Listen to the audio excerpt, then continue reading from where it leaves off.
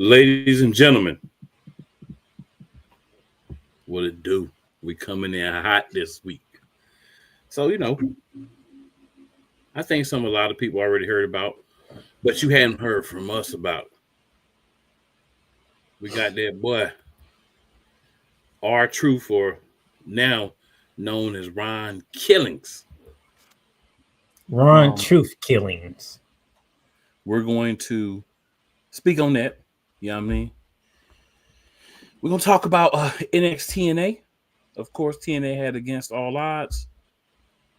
We're going to discuss some AEW.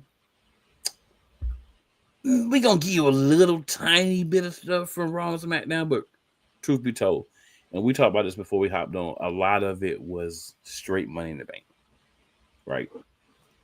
Which is kind of impressive if you think they only had like 4 matches. And they actually built 2 shows around 4 matches. But very quite well, by the way. That's something else we're going to talk about.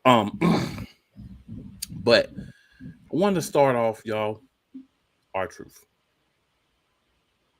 Playmaker. Please give us your thoughts. Was this a work? Was this not a work? And what do you think about what has happened on this possible work, possible non-work?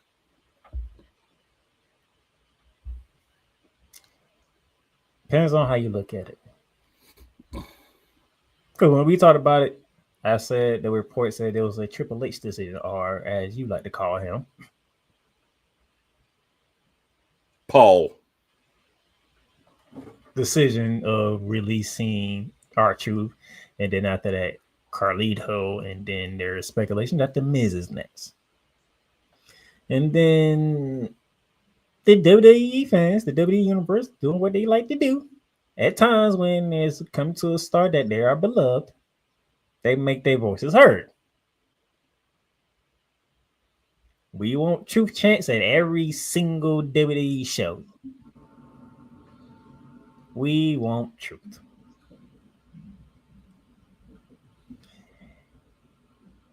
And then it wasn't even just that, because we talked about how the superstars themselves spoke out about R-Truth getting released. And you brought up how Jade and Naomi went back and forth about the release of R-Truth. Mm-hmm. Yes, I did. So we get to Money in the Bank. We get to the spot where John Cena is getting beat up by a guy in a black jacket and some jeans. You know it's a black guy because you can see his back, so you know he's black. And you trying to figure out who it is. Well, I kind of knew who it was already, but unzips the jacket, takes the hoodie off, takes the mask off, and it's R-Truth.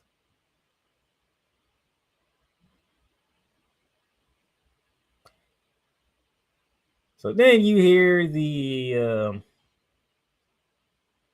press conference from Triple H.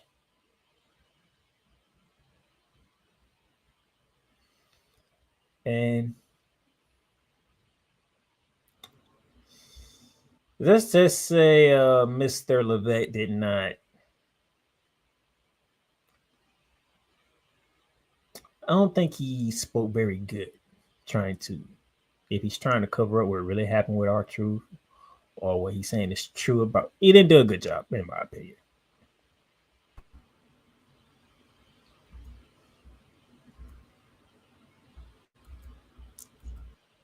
So, what makes me think that this was actually the truth that they was going to release R-Truth? You go over there, cool.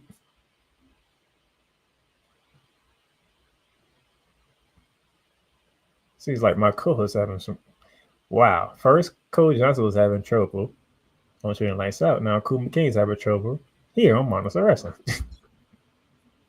Man, What's up? My co-host is having troubles on the streaming platforms.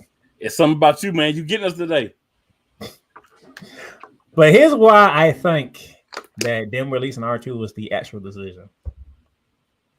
Because I'm gonna bring up another superstar. Have you been seeing the news about Roman Reigns? I have been seeing the rumors about Roman Reigns. So what makes, if y'all want to do that to Roman Reigns, that y'all didn't want to cut, y'all did not want to release R2? Because didn't y'all say Roman Reigns is y'all money maker? Well, man, on the Roman Reigns thing, from what I've seen, right? Because I can't only speak on what I've seen. From what I've seen, Roman is like getting about almost 10 million is coming from merchandise and stuff like that. So his salary is only 5 million. Now, here's what I can't understand. He does sell a lot of merchandise and he does deserve his cut of that. But does he really deserve 5 million for the amount of matches that he works? Right? And what have I been saying even when he was still champ? Bro, okay, maybe you don't wrestle as much. I get that, but you don't show up. You're not a draw if you don't show up. What do they say about injured basketball, football, soccer, hockey, baseball? The best ability is what, sir? Availability. You ain't available if you ain't there. That's been my thing with Roman Reigns. And of course, at some point, they was going to catch up to that and be like, you know what? We paying this dude and he don't even show up.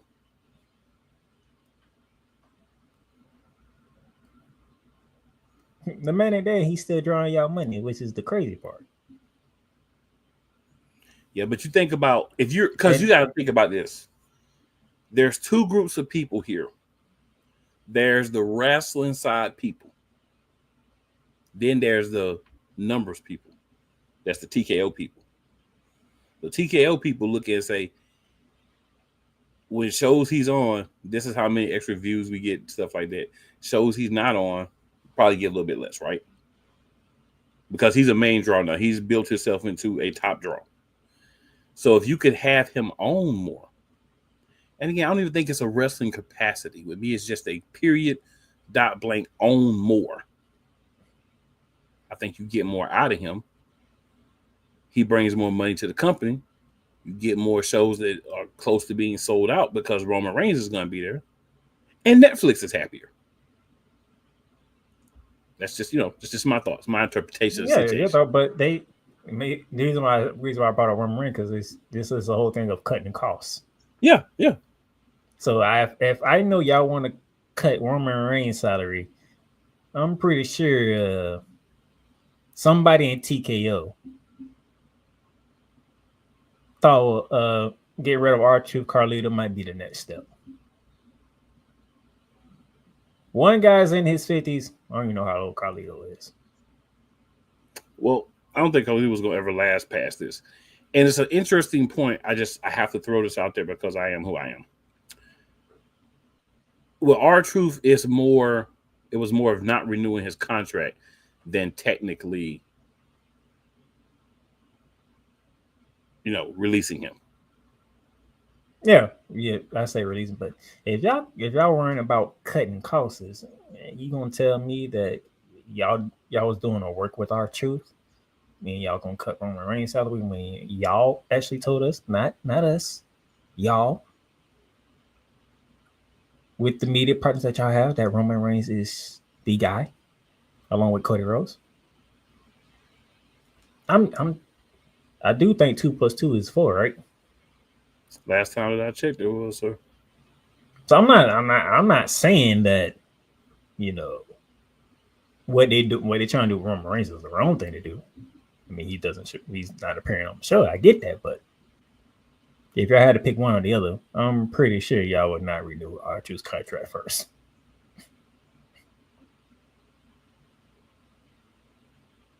That's me.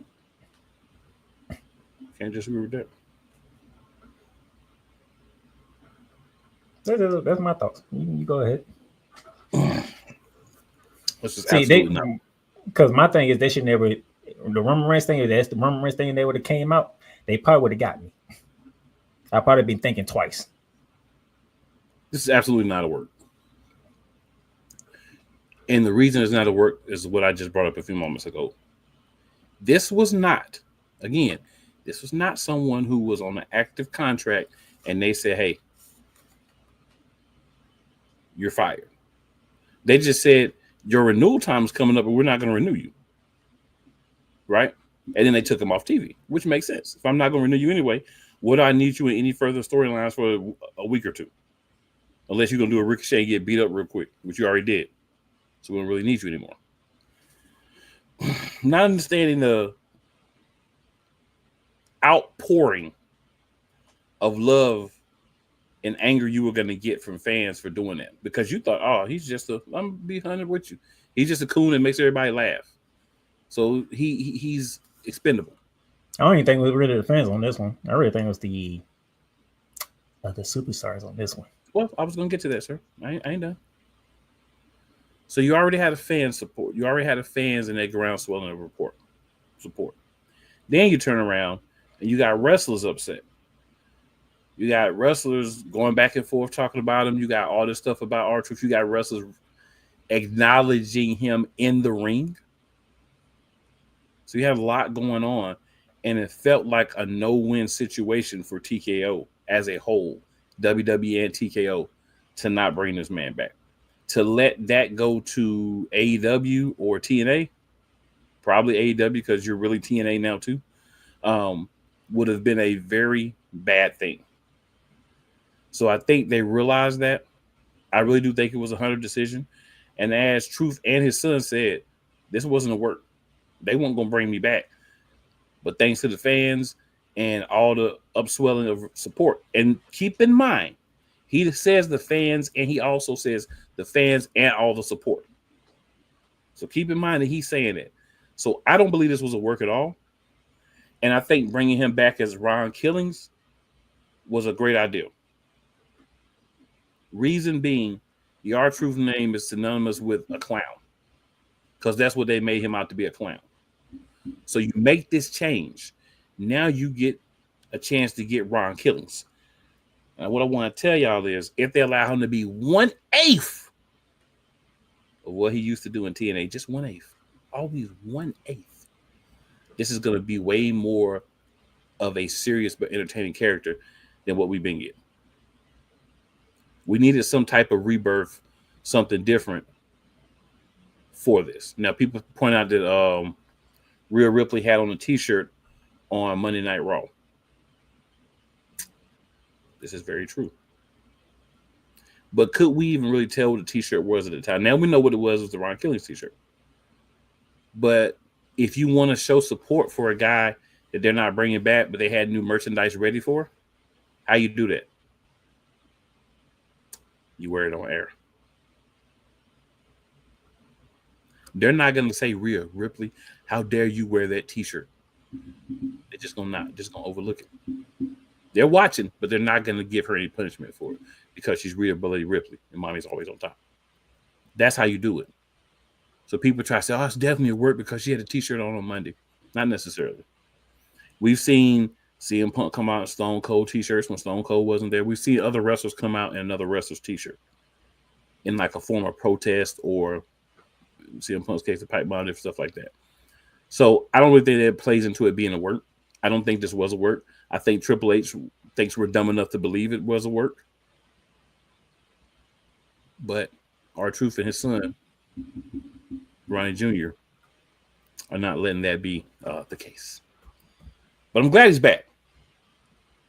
You know what I'm saying? The important part is we got back who we consider to be a national treasure. We just want him to be used in a more serious role. He don't have to be heel R-Truth going around trying to beat everybody down, but he need to be more serious. It's time for a more serious version of what we used to have, and changing the Ron Killings is a great idea. That's a name he can use. That's his name. He can use that outside of WWE and be already recognized.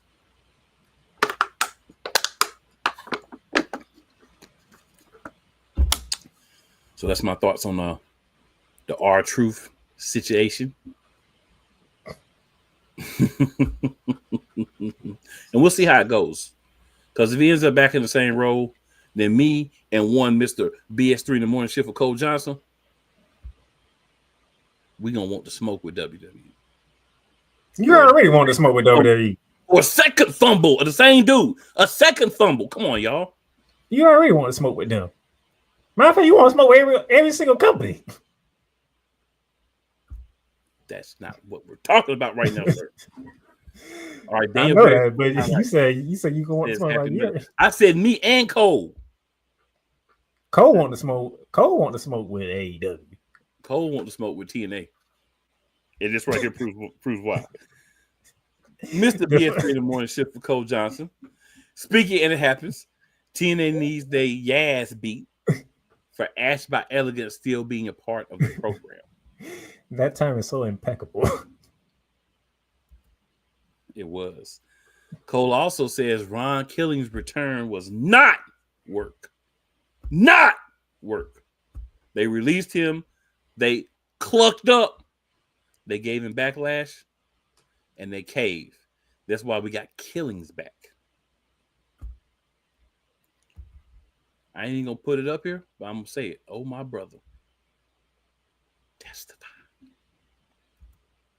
Yolanda says, hey, guys. Been here, by the way. Laugh out loud. What is up, Yolanda? Thank you for tuning in, our good lady. Cole then says, good evening, Monarchs. Good evening, Cole. We appreciate you for tuning in and for giving us your raw opinions.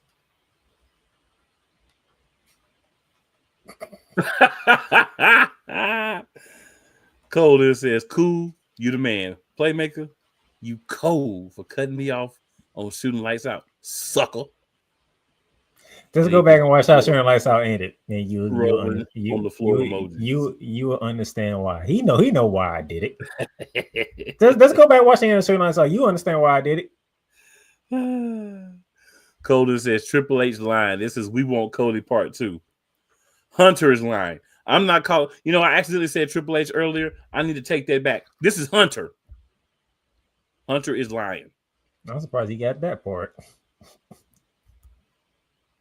All right, Colden says, to me, Roman Reigns has passed the torch to Cody in terms of being the main draw who attends on a consistent basis. He now is a special attraction. That's still cool. He's still bankable. Well, here's the thing, though, Cole. I hear what you're saying, but even before he beat Cody, he was a special attraction. He was the champion. He was a special attraction. That's what my problem was. That's all my problem was. If we could have had him, like I said, I didn't expect him to actually wrestle every week, but him coming out to the ring doing his little stick, you know, once a month would have been good. But my man would come show up, bounce for 3 months. Paul Heyman would pseudo call him on the phone, and then we'd see him again in 3 months.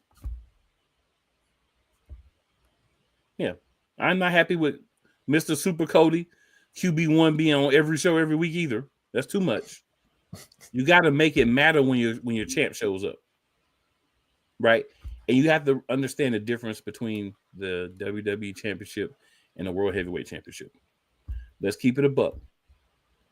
The WWE Championship is the A Championship.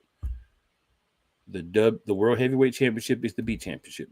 The B Champion shows up every week, so be it. The A Championship shows up every week, that's a problem. That's what it is. I didn't make it that way, but I understand that that's what it is.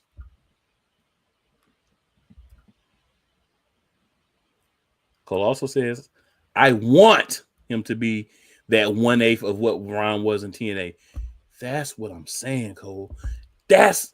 You feel me. Throughout this entirety, me and you, Cole, me and you. One wavelength, one mind. Hive mind on what need to happen. And it won't happen. Wise is in the building. The other big bro. The other big homie. What up, Wise? He says, good evening, gentlemen. Good evening. Mr. Arta. Wise also says, reports say WWE is interested in signing Mike Santana. I did see that. That would be a good idea because I like where he's going. I like the fact that he's being built up as a single star, and they're not trying to put a rocket on his back and just shoot him to the top and make people hate him. Because at the end of the day, if it feels like it's given, we're gonna hate him. And when I say we, I'm not meaning me personally, but like fans, right? We want somebody that seems like a homegrown guy, and we made the decision to support him. We don't want it to feel like anybody's been shoved down our throats. Hey, look what they did with the Lucha Bros. They put them on separate shows, and Right. they are getting nothing but love from the crowds. Right. But we want to feel like we have the choice as fans. We don't want to feel like WWE is making us support a person, or TNA or AEW. We want to feel like we're choosing to support that person. That's the difference between guys getting over and not. You know what I'm saying? If it feels forced, if it feels like the company is saying this is the guy you're going to like, then a lot of people are going to rebel and not like it naturally because we don't want to feel like we're being told who to like when we're spending our own mother plucking money, right? And if you buying me ish and you want to tell me like this person, cool. But we spend our own mother plucking money and time to go to your shows. So we don't give a cow's reproductive organs what you think.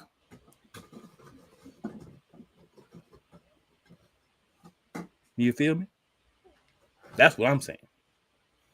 But yeah, I like what they're doing with Mike Santana. And I think a bigger stage like WWE or AEW as a single star would be better for him because now you're like NXT Part 2 at TNA because TNA made a decision.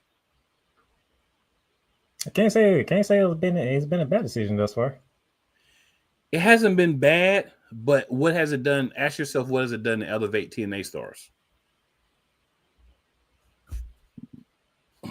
Ask yourself that. It's neutral right now. It's neutral.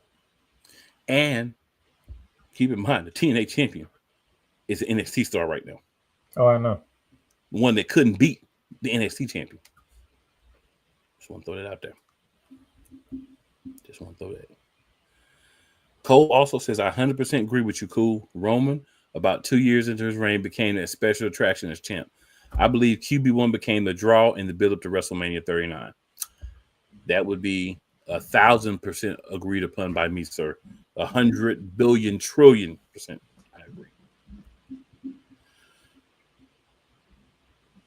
100%. 1,000%. Cole goes on to say they should be wise. I think Santana has a lot to offer. Definitely does. Wise says Mr. Iguana has been trending since Worlds Collide. He has been. He has been.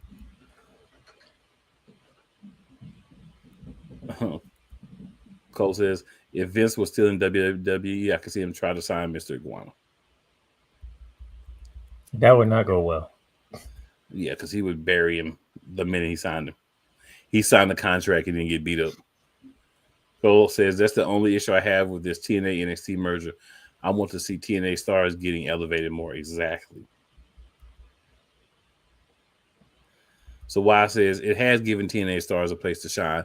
It has as the bottom tier, but it has given them a place to shine. It's given them more notoriety. But that's really all it takes. But not more build. They're what is happening is, I think here is the courts of the problem. You give TNA stars more notoriety with this merge with NXT, and the ones that are passing WWE's notoriety test, they're coming up to NXT. Look at Jordan Grace. Next is probably gonna be Joe Hendricks, and then some from a while, so next going to be Mike Santana. But where does that leave TNA? So I think that's what I'm saying. I think what the problem is, that's the thing. They pat WWE sees them. They say, okay, these are the ones that are passing it, so we're gonna take them from TNA. Exactly. And fully bring so them to basically, like I said in the beginning, I think this is just a way for WWE to go and steal all the best talent from TNA. How does that help TNA? It does not help TNA. It hurts TNA. Their best possible future stars, people that could do something to help turn it around and make people more into that, they're being poached. And what does TNA get? What is TNA getting out of this? Yeah, we say notoriety, but then all those people that get notoriety are out the door. So what is this really doing to TNA? It's just making them what NXT used to be, as Cole Johnson just put. TNA has increasingly become more and more of a developmental company. Wise says I think they should have trades among companies. Well, I tell you this, Wise, they don't need to do trades because all WWE got to do is poach all the talent from TNA. They don't have to trade nobody. So that was my concern, and I spoke that on this very show when we started this. On this very show, I said my concern is what's going to happen with TNA in this. I know what WWE is going to get out of this, but I feel like they're going to use TNA, and they have. That's my thing. But I'm saying bad thinking. Maybe this the route TNA is comfortable with. If TNA is comfortable with this route, they might as well shut down and sell themselves to TKO. Because you notice you haven't heard any. You ever heard any complaints out of TNA whatsoever? But, Playmaker, how would you as a company feel good about all your best people going to WWE when their contracts are over? WWE just posting them when their contracts are over. And then they done took your championship. And your championship wasn't even won by a main roster person. It was won by an NXT person. So what you're saying is, TNA's roster doesn't have someone that can beat a person that's not even the champ of the development roster for WWE. TNA's not happy with this. Whatever contract they sign, they don't have no choice. And that's why you should stage your asses separate. But you let them poach you, and now they're going to take all your talent, and you're going to be stuck with people that they no longer want or people that just refuse to go there because of how they were treated. Anybody that wants to go to WWE, they're going to get out of there. Then Wise says, you have the release talent signing with TNA, right? So now TNA is getting all the people WWE don't want. You can have them. We don't even want them. You can have them. Man, if you're happy with that TNA, then I'm happy for you. But it's not conducive to you being a great product or a good product to be looked at as the brand under the developmental brand for WWE. Just saying. Cole also says that even though they sold us on the bill of goods that Joe Hendry got to WrestleMania, I went to him going less than 5 minutes with Randy Orton.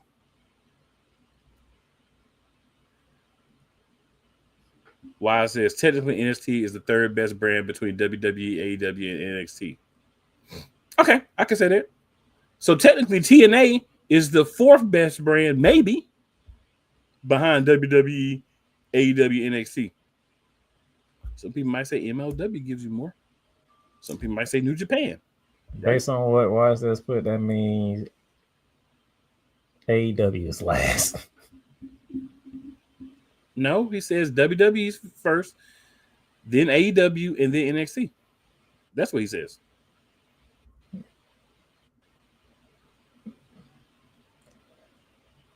See, you trying to twist Wise stuff. I know what you trying to do. You wrong for that. But that's not what he said. That's what you trying to do. Based on the history of what you and Wise be saying about how y'all we talking about AEW, I can see them at the bottom of the barrel. But that's because you got a guy that stands in tornadoes of powder and then goes out and writes scripts. Hands down, if we're talking about wrestling, AEW is the best product. Wrestling, I would not disagree, Jordan. You would not Hands have an down. argument for me. The problem with AEW is up until recently, the storytelling has been like somebody that is constantly zooted is writing the scripts, and they're all over the place. Now we've gotten the scripts a little bit more tethered. Functional. Yeah.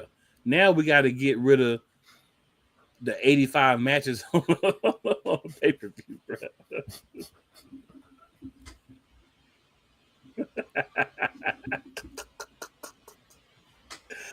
Oh gosh.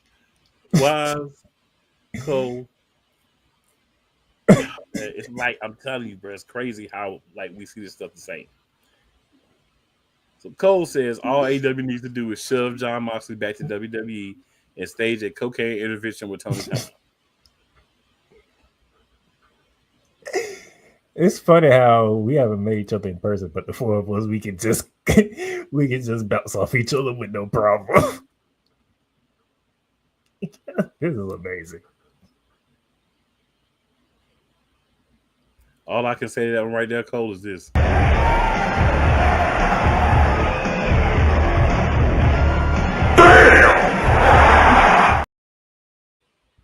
That's all I got for that one. That's all I got for that. I would really wonder how we would survive with the four of us actually doing the show every week. Because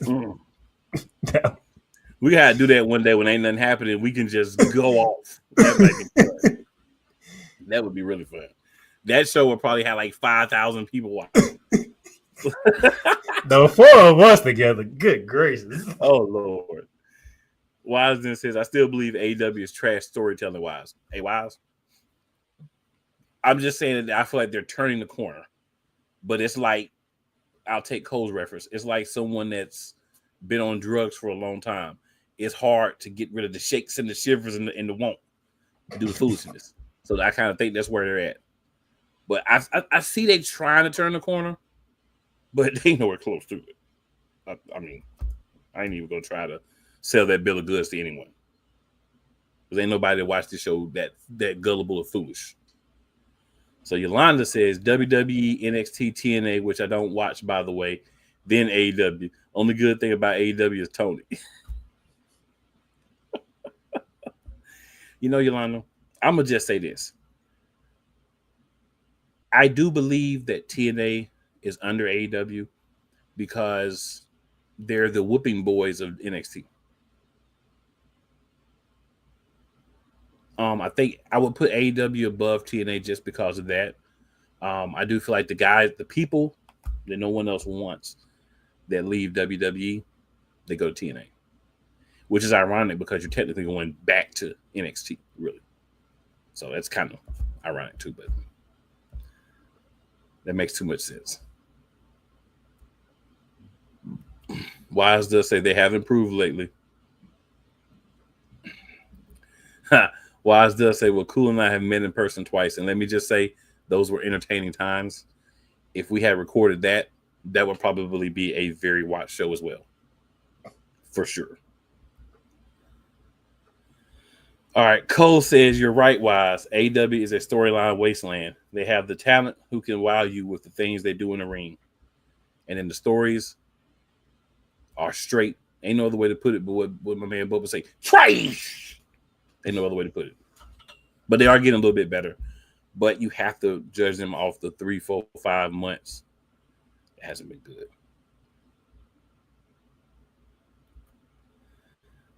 Cole says, unfortunately, they really only watch for Tony Storm, the Hurt Syndicate, and maybe Megan Bayne and Will Ospreay.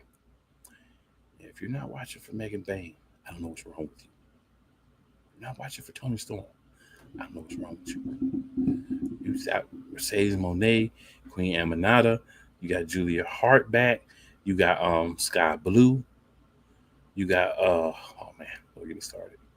Let's just say AEW has a plethora of talented women with wonderful assets that they bring to the table.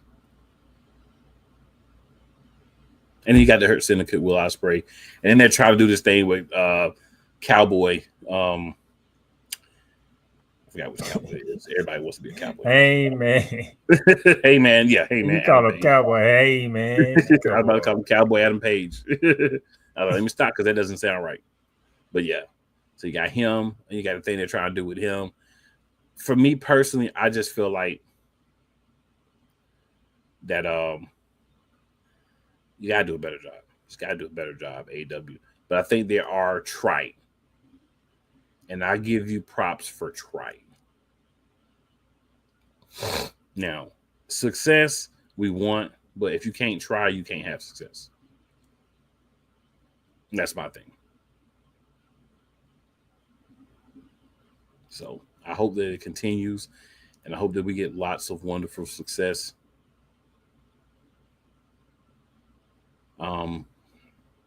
With what's going on. So we do have some more comments, but we're gonna move on here a little bit. We don't have a lot actually to go over, just because of how things were this week. But Playmaker, NXTNA, NXT. I think we already had our AEW discussion for the night. Good gracious. Well, it's only about three things I need to mention from there, so they ain't gonna take long at all. That was a whole 15 minutes of AEW out of nowhere. Yeah, but I can go ahead and add that right now, to be honest with you. The Hurt Syndicate is going to have a 3v3 match. Tony Storm and Mina Shirakawa had a tag team match against the aforementioned Julia Hart and Sky Blue that they won. And Tony Storm had some of Mercedes Monet's food. Yeah, and then she ate some Mercedes Moné food, so we got an appearance by Mercedes Moné. And while she does not have the same level of assets as some of the other women, she is delicious. Mercedes Moné is still delicious.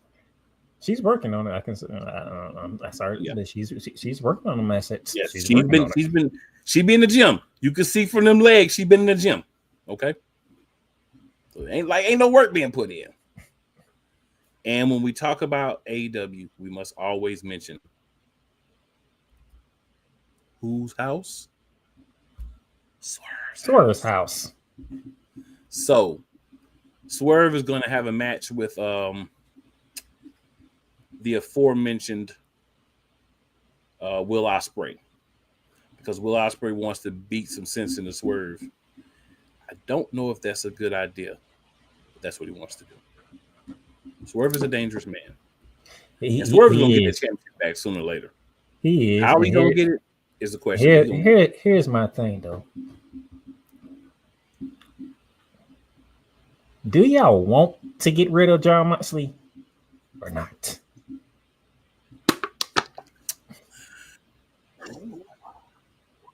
I'm talking storyline wise here. I would say you don't want to get rid of him, but you have to do something different with him. If you're not going to do anything different, get rid of him. No, I'm going by the storyline. Like, Will Ospreay is trying to get Swerve to understand, if we three, Will Ospreay, Swerve Strickland, and Heyman out of Pace work together, we can finally get rid of the Death Riders. Right, but you have to understand, Hangman does not ever want help. I know that. He doesn't ever want Swerve to be champion again. Swerve never wants Hangman to be champion again. Oh, I know that. What Ospreay wants is he wants Swerve to help Hangman become champion. That's never going to happen. That doesn't make sense after their history. If they were to ever get on the same page, that's more of that powder tornado storytelling. All I'm saying is, y'all might hate each other, and y'all don't like each other and don't want each other to be champion, but one of y'all need to take the belt off Jon Moxley if y'all want a shot at it. Right, but what you got to understand is the levels of hate. Don't forget. No, I know. I understand hate. Hangman burnt down Swerve's house. I know that. What I'm saying, he burnt down this man's house. It should be on site every time you see him for the next 5 years. Oh, I know. He burnt down his house. But they both want the title, right? Swerve had a shot, couldn't get it off Jon Moxley. Heyman's gonna get a shot. He ain't gonna be able to get off Jon Moxley. So who's gonna have to get it off? At some point, who's gonna have to get it off out of those three for them both to help? It's gonna be Will Ospreay, and Will Ospreay ain't gonna be able to get off by himself. Ospreay. He can get it off, and they'll both help him. They're not gonna help each other. That's what I'm saying. At some point, y'all gonna have to work together to get, but not to help over the different. That's that. So we talk about AEW storytelling. If you have Swerve help Hangman, I'm about to say Cowboy again. Help Hangman. What is up with you and Cowboy? He acts like a cowboy. He's not going to help Hangman. He'll help Ospreay. So if you were to have Swerve help Hangman, than the whole 2-year storyline of them beating the living snot out of each other, injecting needles into people and all that, burning down houses. It's like none of that ever happened. That's the kind of hate and animosity you got to keep going storyline wise for years. I would rather Jon Moxley keep the belt than your piece of trash butt get it. That's what it is. I know everybody wants Wonder Twin powers activate. I do a little saucy cat. Oh, we're gonna all work together and be friends. But that's not how it's gonna work. This instance, ladies and gentlemen, Kuma Kane is saying the enemy of my enemy is not my friend. No, when the enemy of my enemy is a bigger enemy, they're not my friend. Even though Jon Moxley and the Death Riders are destroying AEW, these two ain't. Are they really though? I'm speaking storyline wise. I mean, even storyline wise, are they really though? They don't have. They have one belt. Nobody else can win anything, and the only reason they had that belt is because all of them helped. Edge had the right idea. I'm not doing the Adam Copeland or Cope mess. Edge had the right idea, but Edge is like 1,000, and you can't see him taking the belt off nobody. So that's why that didn't happen. What you should do in this opportunity is you should elevate either Ospreay or you should elevate a guy or one of the other guys that are almost ready to get that main event spot. They just haven't had the opportunity. You can do that, or you can go the route of how Swerve and Heyman damn near kill each other until they finally realize, all right, I'm about sick and tired of Jon Moxley with this belt. But how could you ever, storyline wise, have them say that they're more sick of Jon Moxley than they are of each other? Because they keep letting them go to war with each other until they're sick and tired of seeing each other and fighting each other. But that should be months out. So by then, somebody else should have stepped up. Like a Will Ospreay. At this point, ain't nobody going to be able to step because they can't do it alone. That's my point. But you can't have the wrong person be the one. Heyman's not the one. Will Ospreay in his drunken stupor might think he is, but he's not. Man, if Jon Moxley dropped the belt to Darby Allin, no, I'm not even going to finish. Darby Allin is somewhere in the mountains, somewhere climbing mountains and stuff. He ain't going to be back no time soon. So Yolanda says, I just watched the Hurt Syndicate to chant, we hurt people. We hurt people. I like MJF in there too, by the way, because he gives them another mouthpiece. So we don't have to hear MVP stutter through everything. All right. Wise hits me with the Hangman. Appreciate that. Yolanda says, I already know they're going to win. Yeah, that's true. And then we ain't even got there yet, sir. Miss Parker. That's a great segmentation over to NXT. And we're going to take it. Hey, Miss Parker. I can't even start there because that's not what happened. That's all right. It can get you. It'll get us to NXT. Well, NXT last Tuesday opened up with Chase U going against Death State or Dark State. I think I know what happened. Even you didn't see it. I think you know what happened. Miles Bourne against Charlie Dempsey in a rounds match. If Miles Bourne wins, he can officially leave No QCC. But if he loses, he doesn't go anywhere. I think this is the first time in my life that I can ever remember a drop kick winning a match. A drop kick.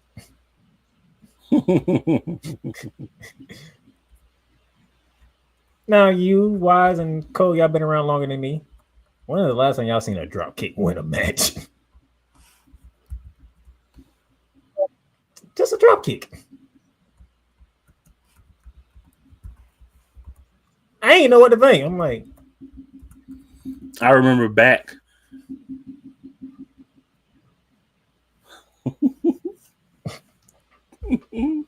That's why you love it. I remember back when I used to watch like the old tapes of matches, like even before my day, and people used to win matches with drop kicks. But it's been probably the 70s, maybe in some territory in the 80s, but definitely not this century. Ain't nobody want no a drop kick. Oh man! Even to this day, you find it strange. A drop kick won him out of the no quarters catch crew. A drop kick. A drop kick got him out.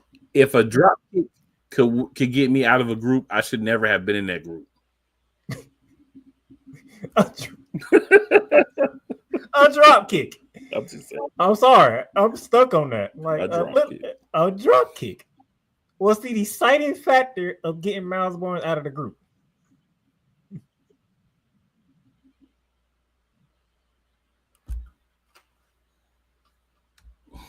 That's gonna stick with me for. Should have had a better ending. Should have had a better ending for sure. Because of course, I'm like, that can't be his finishing move. But that's the only move they talk about when he wrestles is the drop kick. And I'm like, the drop kick in the match. I can't believe it. We got to see the debut of an Olympian and the winner of WWE LFG. Tyra Miles Steels made her debut against Ariana Grace, which you go from Thursday teaming with your dad and being cheered to you being she's a woman, so I got to be respectful. Inconsistent booking on Tuesday. Or what happens in TNA don't matter because TNA don't really matter. You tell me. Well, you know where I was going, though. I do, sir. I do. Steels beats Grace. The Olympian gets the dub. We got to hear from the new, and it's still crazy to say this, NXT Women's Champion, JC Jane.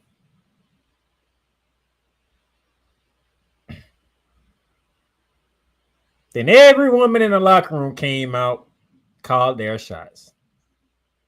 Lola Vice, who did me and Cool McCain and probably Waz and Cole Johnson a favor at Worlds Collide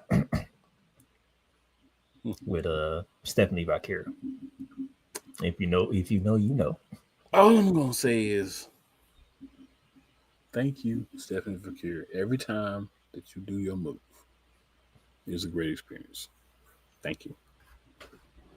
Thank you, Lola Vice, for joining in the party. Yes. Because even the ref was like, I'm glad I got this job. That ref was very happy. As he should be. Now back to the new NXT Women's Champion. Lola Vice comes out. Jordan Grace comes out. The aforementioned Miss Parker comes out. Kalani Jordan comes out. The lovely dark-skinned Lash Legend comes out. Finally, as a singles competitor. Everybody claiming they want their shot, and then chaos arises because Valen Hair decides to attack Jade Parker for obvious reasons.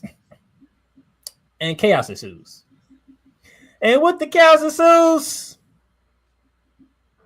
the lights go out. Okay, everybody's trying to figure out what the hell's going on here. Lights just don't go out in NXT. Okay. If it was Monday Night Raw, SmackDown, we probably have an idea what's going on. But in NXT, that usually doesn't happen. So we trying to figure out what's going on. And then all of a sudden, you see the camera at the announce table because you can see the table, and you can see Vance Joseph, Corey Graves, and Booker T.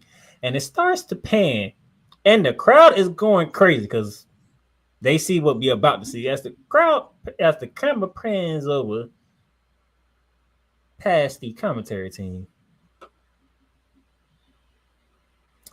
a glamorous arrival took place. We don't know her official WWE name, but just to help those of you out, Miss Mariah May is officially NXT. Go ahead, Koo. I know you got something to say about that. Shawn Michaels, we will not have the nerve or the audacity to go to call you by any name but Shawn Michaels, because you, sir, you get it. You are bringing in women that can wrestle, but also women that are attractive, women that men want to see wrestle. You understand aesthetically pleasing, voluptuous, caked women are a way to get men more excited about female wrestling. And everybody's not going to make it to the main brand because you got to have everything. You can't just have the look. It's got to be more than that. But if you don't have the look, men ain't gonna pay attention. So great job, Shawn Michaels. I bet Shawn Michaels back there was like, you know what? There's gonna be a lot of people hurting when Stephanie McCare loses this title. But when next week comes here, feel better. we gonna bring him back in. And you did that, sir. You did that thing, Mr. Michaels. You did that thing. And don't let nobody tell you otherwise. Because when Stephanie McCare dropped that title, you can hear a pin drop in that arena. But her moving to the main roster. Oh, we gonna get to her because she had a hell of a pain. Yeah, that number hell of a week. Good gracious. But you saying her getting there, a number pain. And then you turn around the following weekend, Mariah May. Oh yeah, we're okay. We can forgive you, Mr. Michaels. We can forgive you, Mr. Michaels. You did what needed to be done. You did what's best for business. That's probably the only time he's ever going to say that line in a happy manner. Very happy. So yes, Mariah May's finally here, and NXT Women's Division has now become glamorous. So JC James, count your days. Now, Michaels, normally I'd be the one to go ahead and say pull the trigger right away, but no, let McCurry get some time in. But when it's time, you make sure that Miss Mariah May is the one to take that title off her. Or whoever got it at that time. But we need that title off.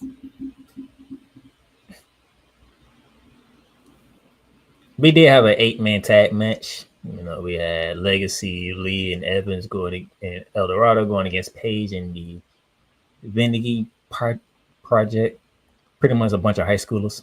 They're not really high schoolers, but you get the point. They look like high schoolers.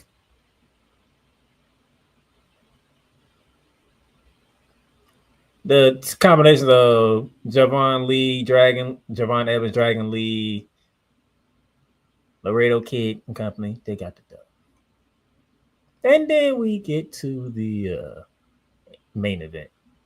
The TNA World Championship being defended on NXT against Mike Santana by one Trick Williams. And it went exactly how me and Cool thought it was going to go. First Class showed up and ruined everything. And Trick Williams retains the title. Whoop that trick. We said this last one when Kuba came brought up how Mike Santana went out the First Class. I said, oh, great. Now I got to deal with First Class coming up on NXT and running the title match. And sure enough, that's it. And speaking of First Class and TNA, against all odds, sir. Yes, sir. So we're going to do some quick highlights here. The Inspiration, Jessica McKay and Cassie Lee returned to call out the Elegance brand, let them know that the only reason they're still champions is because they weren't there. So they're going to meet somewhere down the line, but the Inspiration's new back, so, you know, you got to at least earn it a little bit. Make it seem like you earn it in TNA. Nah, scratch that. Go ahead, give them the titles now, which is, I know, surprising for me to say. I know that's surprising for me because y'all know how I felt about them back in the day. But go ahead and put the titles on them right now. I don't care. Go ahead and put it on. Santino challenged Robert Stone with the Director of Authority job on the line. He won thanks to a backup Cobra from Ariana Grace.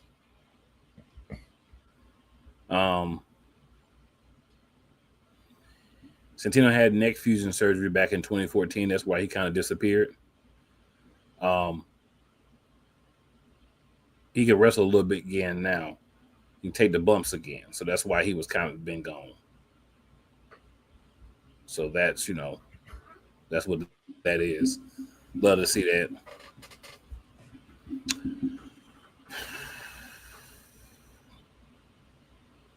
So Order 4 has been a little unhinged lately. That's the name of Mustafa Ali's group. So Tasha Steele has been on the phone with a mystery person. This week, Mustafa Ali saw the name. So he knows who it is. We still don't yet, but he knows who it is. And he seems like he's not upset about whoever it is. Leon Slater pinned Moose in an 8-man tag match. The Hardys think they should make Slater the number 1 contender to the X Division Championship. And honestly, the way they do the X Division Championship, why not? Like, not even being funny, but why not? So Masha Slamovich had a Knockouts Championship match against Li Ying Lee. I have to make sure I say that right. After she was celebrating, Killer Kelly made a return, and they're going to be going at it.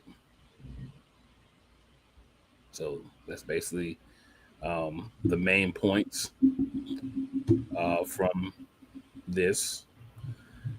We did talk, of course, about Trick Willie and him being saved. You kind of want to throw that in there just because, you had the whole situation with them helping him out. But First Class has been looking out for Trick Willie. My thing is that going to result in them wanting a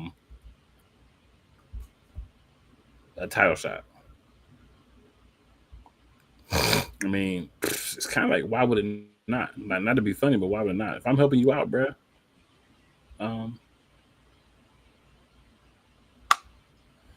So in the main event, I said I would get up to the main event. Elijah had a match against Trick Williams, and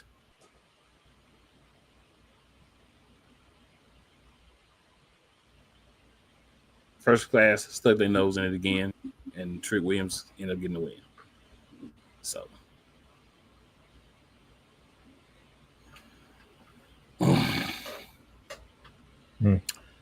Trick Willie keeps his belt, help from AJ Francis again, this time against Elijah. So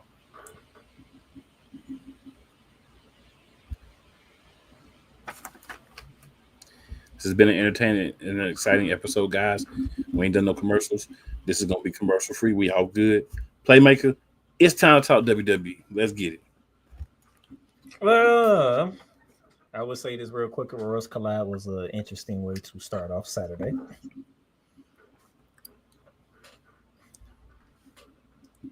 At least for the part that WWE beat out the WNBA. I'm not talking about in numbers or anything.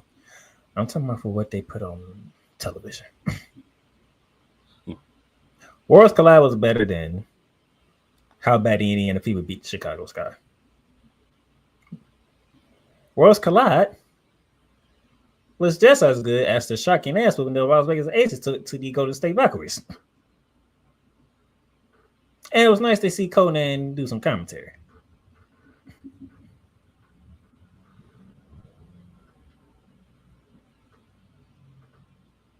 So it was a good appetizer to kick us off. About 2.5 hours, 3 from like started at 3, ending around about 5:30. So it was a good way to get your juices ready for Money in the Bank later on at 7 p.m. Which kicked off with the women's Money in the Bank ladder match. Mommy, aka Rhea Ripley, Alexa Bliss, Naomi, Julia, Roxanne Perez and Stephanie Vaquer, who had a hell of a week, by the way. You lost your title last Tuesday. You get brought up to the main roster on Monday. You win the qualifying match. You go to Royals Collide and you win your tag team match with Lola Vice. And then you win the first match on the card at Money in the Bank. What a hell of a week for Stephanie Vaquer. The only thing that would have been better, she actually won Money in the Bank. Unfortunately, that didn't happen. But we did get to see the Devil's Kiss on the ladder. And Monday had to be on the receiving end of it. I was not mad about that either. That was kind of fun to see. And now with Stephanie Vaquer being on the main roster, now the crowd is doing the Booker T part. I'm glad Ray Bear didn't do it. Wade Barrett said, "I'm not doing that." I wonder if we can get Pat McAfee to do it. Wade Barrett was like, "Nah." I need Pat to do it. I need that. Then again, maybe that's just a Booker T thing, but nobody else should incorporate. Man, how that's gonna work when Trick Williams go up to the main roster? Damn, now that I think about it, will they feel the same? Cause when Booker T does his thing when Trick come out, you know, it's a vibe with him. We'll see. You're just gonna have to wait. See.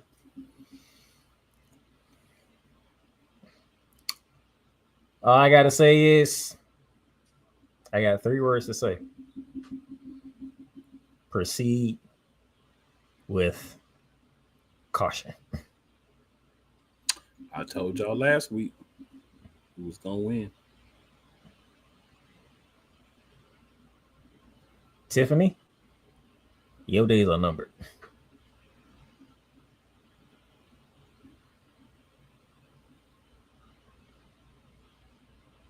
Because if Triple H is doing what I think he's doing, there's no way he's going to let Naomi be the first one to unsuccessfully cash in that Money in the Bank contract.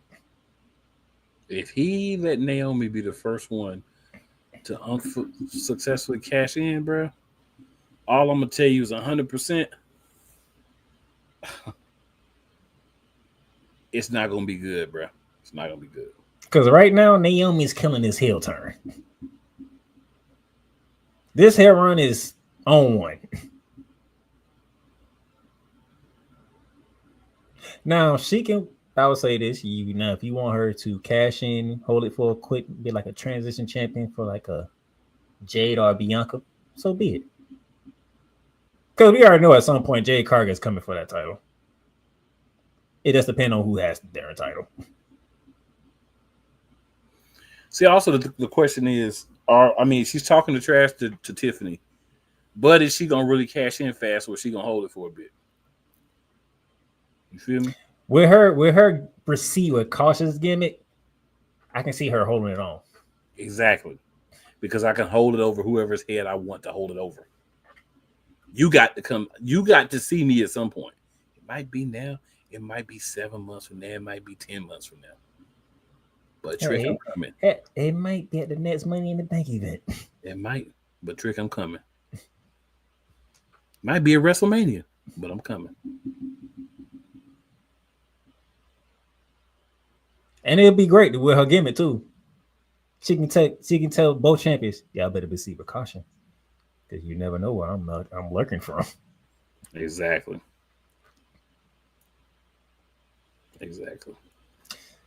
Now, one thing that does come over from Worlds Collide to Money in the Bank is Dominic Mysterio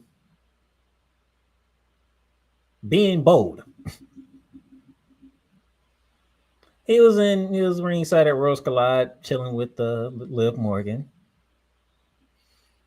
You know, after the opening match after the opening 6-man tag match, you know, they gave Don a mic, which was like, okay, why did y'all give him a mic? They gave him he said some words. Of course, he had to bring up his father, Rey Mysterio Jr., in a not so pleasant manner. Octagon Jr. didn't like what he said. Them two brawl at Orioles Collide. And then Dominic says, you know what? I will see to it that I see you at Money in the Bank. And I even put up the Intercontinental Championship. Which is why y'all end up seeing Dom Mysterio on the card. And of course, a guy from AAA competing for a WWE Championship. I don't think he can figure out who won this match.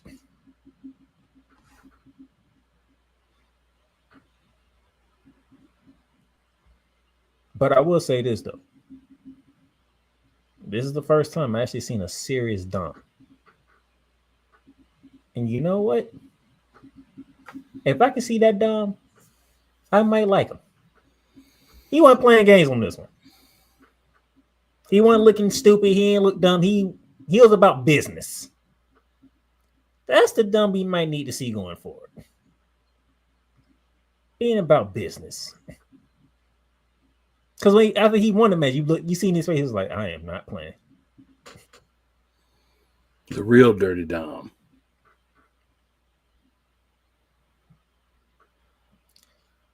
All right, sir. Here's your buzzkill. Women's Intercontinental Championship. A lot of Valkyria defending against Becky Lynch. We already said Becky Hogan because Becky Hogan will lose 3 matches in a row for a championship now. Becky Hogan ain't doing that. And of course, she did not. She won. The announcement of that match is basically Becky's the new women's Intercontinental champion. That's basically what she was telling us the whole time. I was listening. I was like, there's no way in the hell they can let Becky Lynch lose three championship matches. It's in Becky Hogan contract. She's not losing 3 times in a row.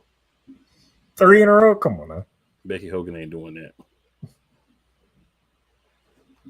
But what they did after the match is Becky is trying to humiliate Lana Valkyria, and Lana Valkyria gave her a suplex.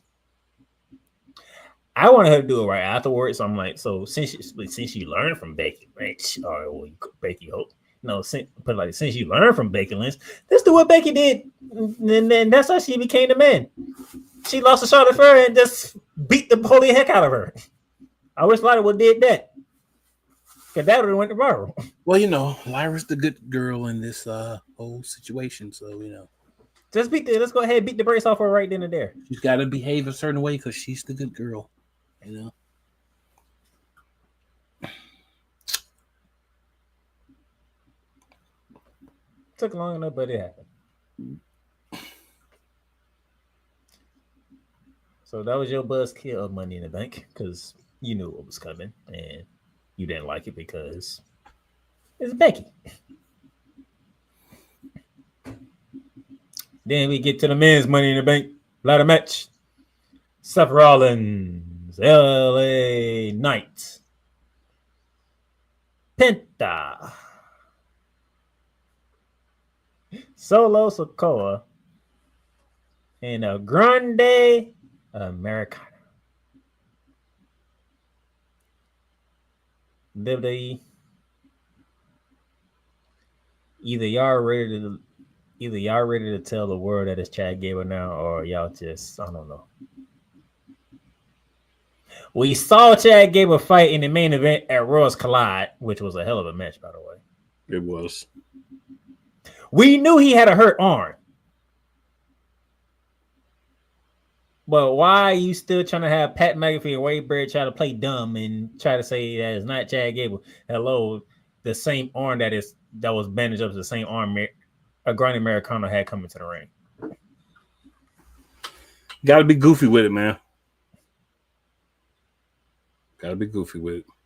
I'm like, y'all just gonna give it away. At least, people already know, but you just gonna give it away.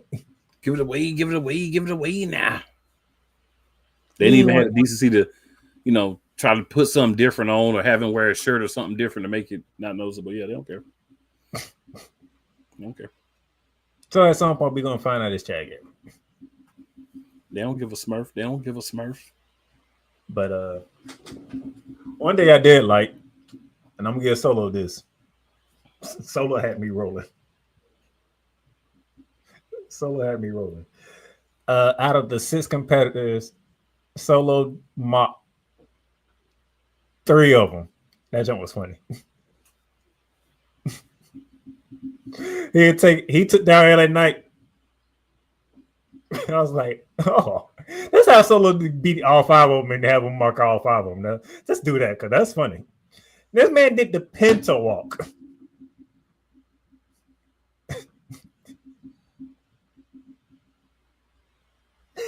I was like, you know what, Solo? I'm marking with you on this one. I can rock with you on this one. This is funny.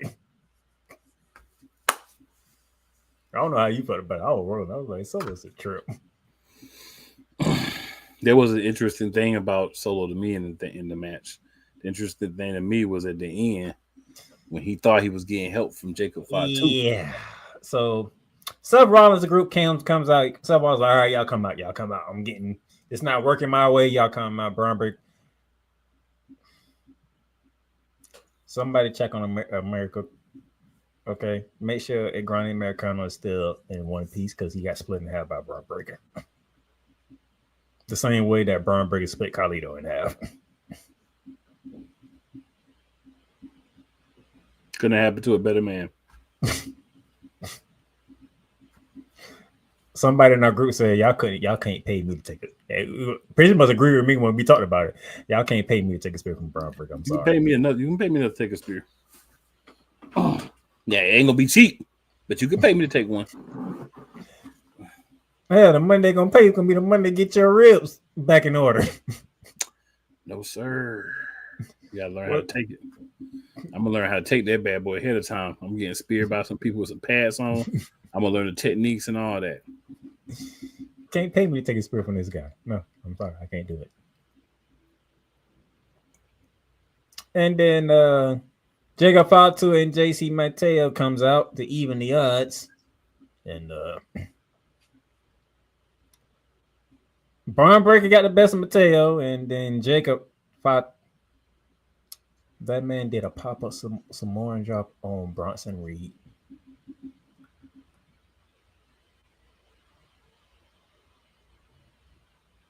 I know what everybody else gonna talk about, but I said, yeah, that dude is definitely scary now. Do y'all know how much Bronson Reed weighs? You're not supposed to do a pop-up Samoan drop on a guy like that. And but Jacob Fatu can. 5, 2. Now, of course, all the chaos consumes and all that. And then Jacob, as my co-host aptly mentioned, sets the ladder up. Solo climbs it. He gets there. He got his hand on the briefcase.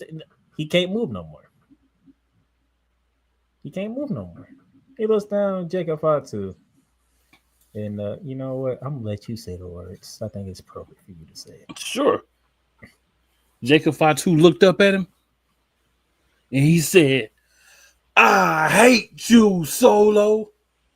And then proceeded to take Solo out of the match completely. Gave him a moderate version of the spinning Solo through a ladder. Favorite part of the pay-per-view. PLE, excuse me. And then next thing you know, what we all expected, because we were trying to figure out by process of elimination, which was very easy to do with the other 5 competitors. Seth Rollins climbs the ladder and grabs the briefcase. I wonder who could have thought Seth Rollins was going to win. Who could that have been? I mean, you had Andrade. You know it was going to be Andrade. I knew it was going to be Seth from the beginning. Yeah, Solo. You know it was going to be Solo. You know something was going to happen. Jacob Fatu finally turned. Especially after what Solo did on Friday night. That was stupid. Dummy. You didn't believe in Penta because you just got there. You know, I know they and somebody like Penta, they want to take their time with Penta, let the build continue to build itself with Penta. He only did the Penta walk. My bad. A Grande Americano, let's be for real. That was a wasted spot. Chad Gable had 2 qualifying matches, and you knew he was getting in, but you knew he wasn't going to win.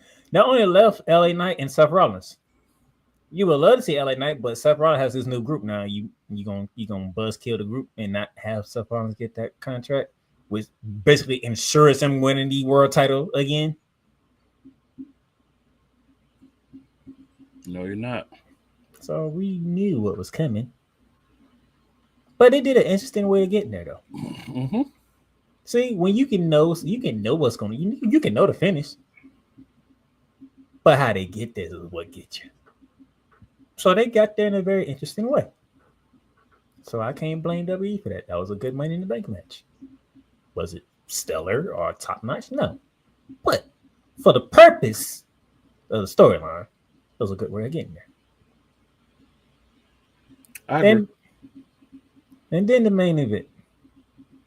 John Cena, Logan Paul versus Jey Uso and Cody Rhodes.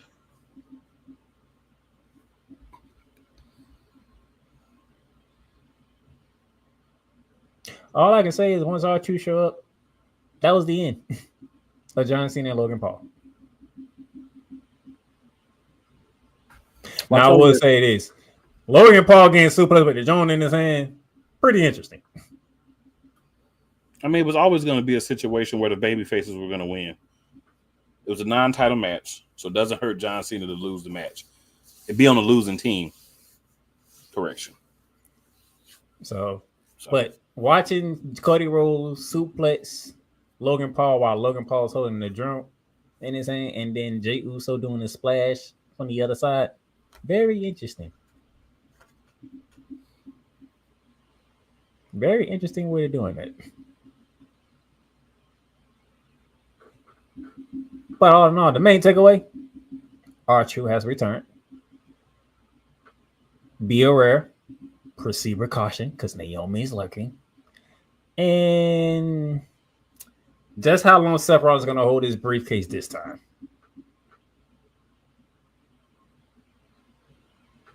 Because if you remember, he was the one who cashed in at WrestleMania. Which leads us to tonight, which is about to start in a minute. John Cena is actually in Phoenix, Arizona. Wasting appearances.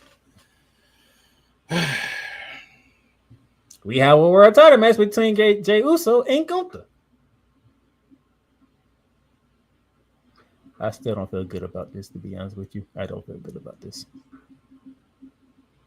Jey Uso, they've been working the hell out of Jey Uso. And Gunther's tonight. And Gunther's first as a daisy.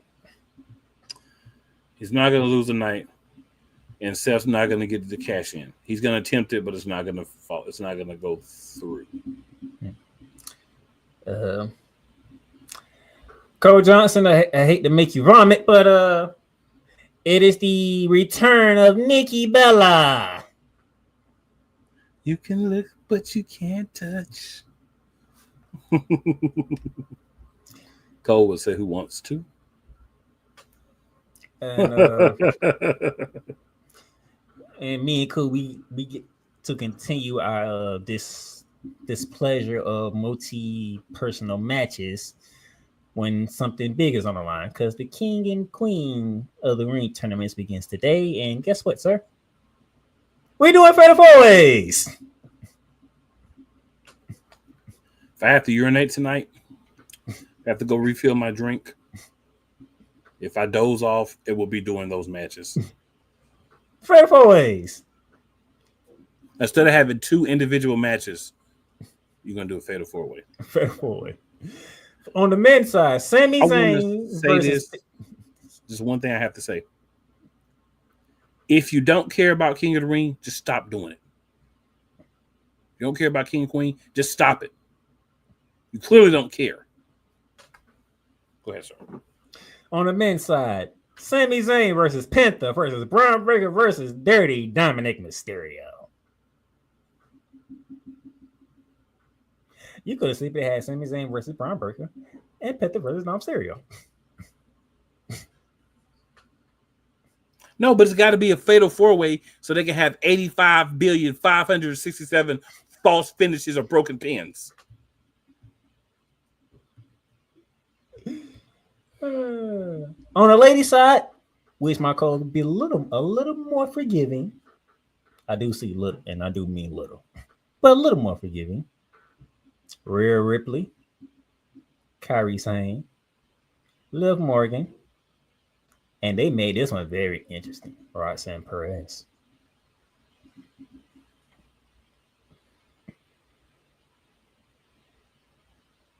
That's the match to watch.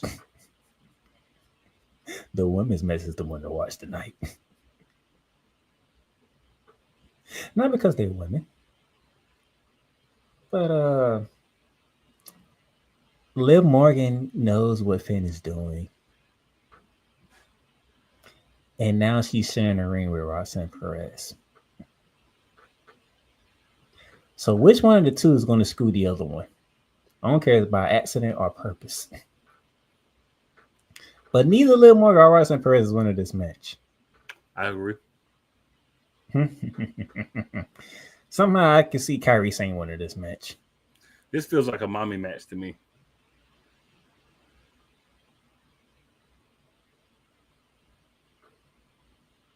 I mean, she'll be the favorite if you're picking anybody. That's the favorite because it's mommy.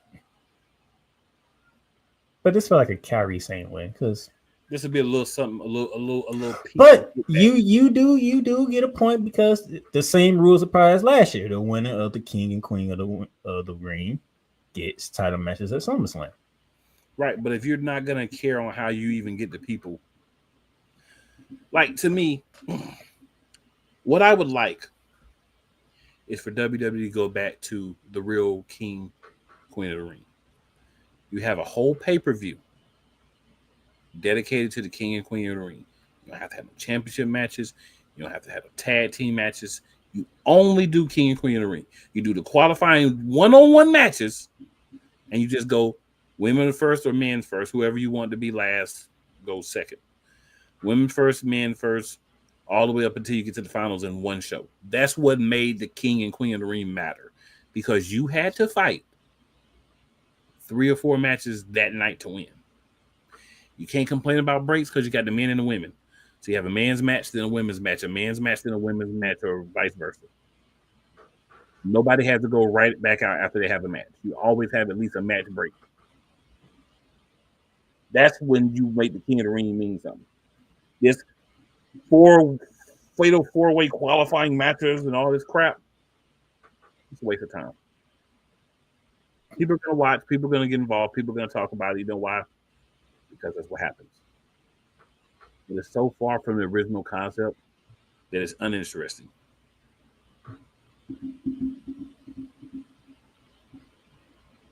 I'm done. Just had to put it out there. I'm done. All right, let's do some comments and then we out of here.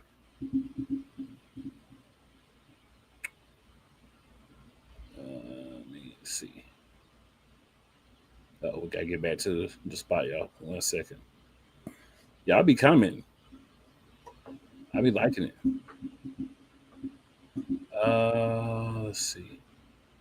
Here we go. All right.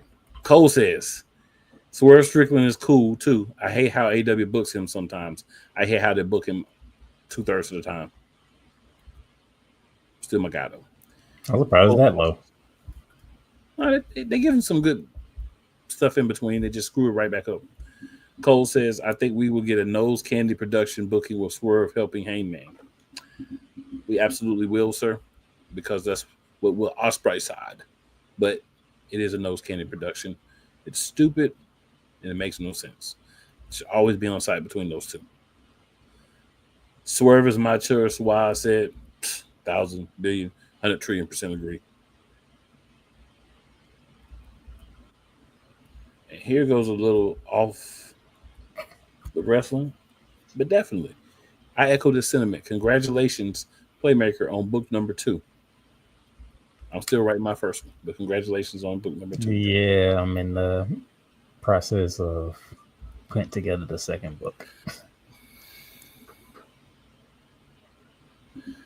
Cole says, when the enemy of my enemy is not the one I want to no longer exist on this planet, I can tolerate him. Exactly.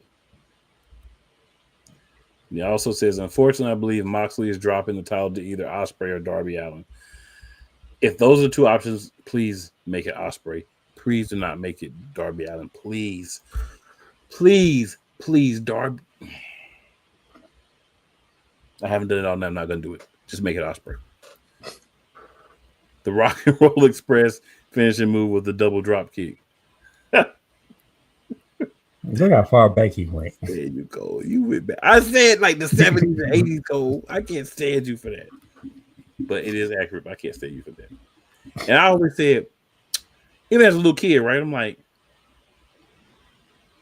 there was a team that beat somebody by just two people drop kicking them.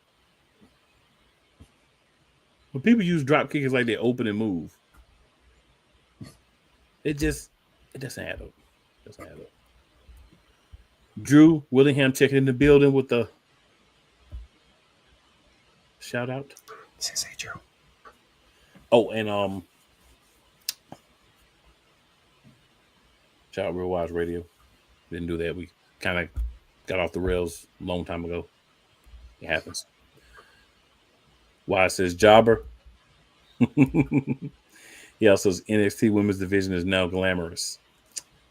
Absolutely. And I believe Wise Jobber comment is about somebody losing to a a drop kick. Which I still find funny. Cole says Stephanie Verqueer is going to have to change the devil's kiss to the That's literally like the fifth time he has done that, because he has done that like 3 times on Turning Lights Out. That's all good. I enjoy it every time. Yolanda says it's a lot of people hating on Naomi winning, talking she's going to be the first to unsuccessfully cash in. Just because they don't understand what's happening, Yolanda. They don't understand what's happening. Nick Whitetosh in the building. Nick, what's going on? He says it's money, and you know what that means. We absolutely know what that means around these parts. And Yolanda, I'm going to go ahead and do the whole thing for her real quick.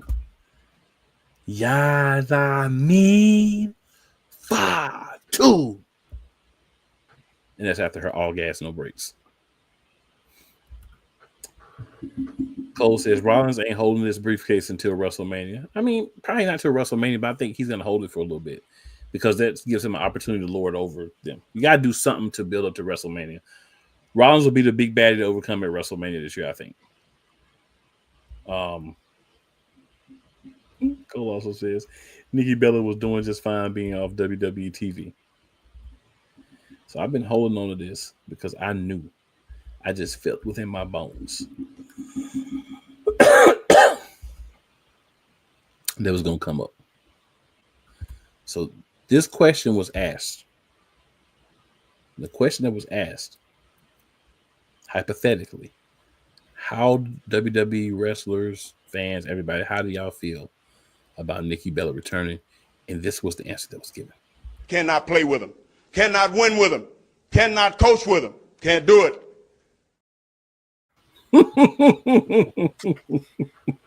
That dude hit me with the Mike Singletary promo. It sounds to me like it's not going to be something that's going to be very conducive. I mean, you got King of the Ring coming up in Saudi later in the month. And then probably 2 weeks after that, ATL, it would be the destination for WWE with the Great American Bash by NXT with Saturday night's main event and the second ever all women's pay-per-view, Evolution. Evolution will be very good. I know what y'all doing, WWE. That's the only reason why Nikki Bella's back. Yeah. Evolution's coming up in a month. We'll see some more people come back between now and then, too. I know what y'all doing. Stuff for Evolution, yeah. All right, sir. That being said, we a little bit into the show. Y'all enjoy, watch, bring back the same intensity, the same fire, and everything next week. We appreciate y'all.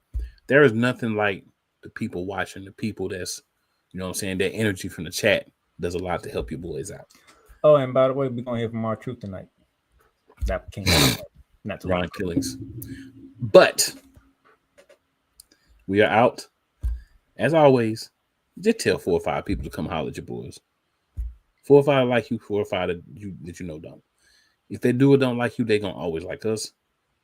And it is never where you start. It's always where you finish. That being said, the boys are done for the week. Woo! And we don't have R-Truth no more. We got Ron Killings. Woo! I just want to throw that in there. We